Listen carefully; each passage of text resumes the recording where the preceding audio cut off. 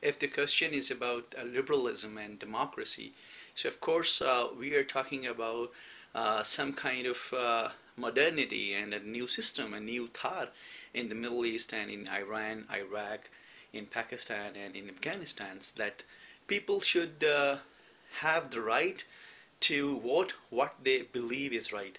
Actually, I'll talk about different caste systems, different languages, different cultures, or different sects in those countries.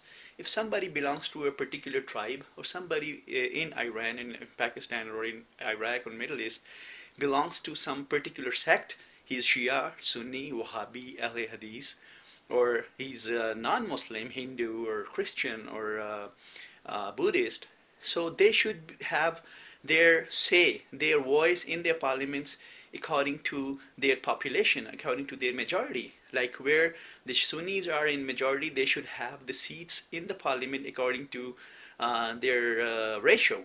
And the Shias and the Ahl Hadith and the Wahhabis, they should have their seats according to their ratio in the population.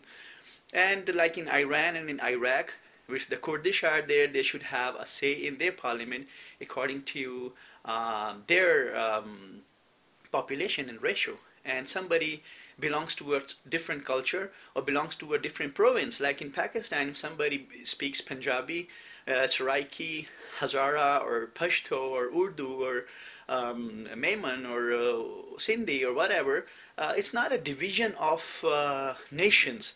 It's a division of thoughts. Like people should have their voice in their parliament. If the percentage of people speaking particular language, they should have the same ratio of their representatives in the National Assembly or the Senates.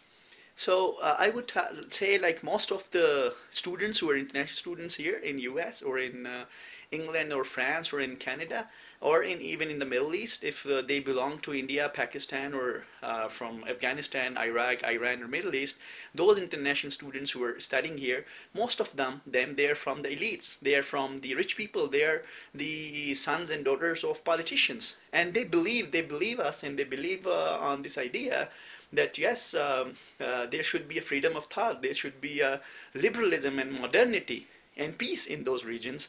And the overseas students, the international students, they are our supporters, and they say yes, this progressive democratic party should come forward, and most of the sons and daughters of those senators and the members of the parliament, members in the national assemblies in Pakistan, in Iran, in Iraq, and Afghanistan, they are with us.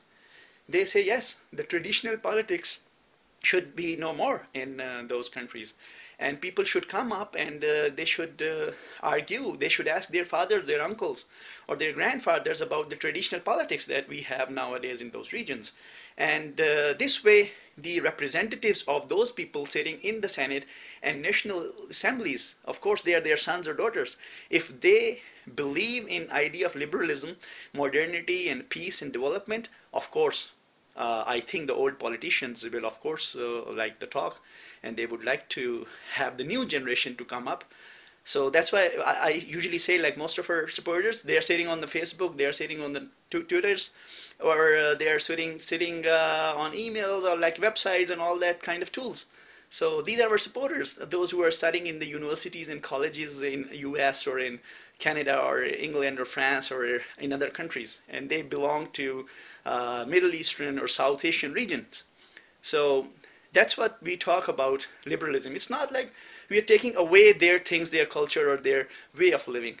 Because those students who come from abroad, from those countries, and they are studying in US or in Canada or England, they understand. They go to school, they sit in the class, and they feel a difference between their traditional politics and the politics we have here. So this is all I would like to say, and I hope this is the answer for your question.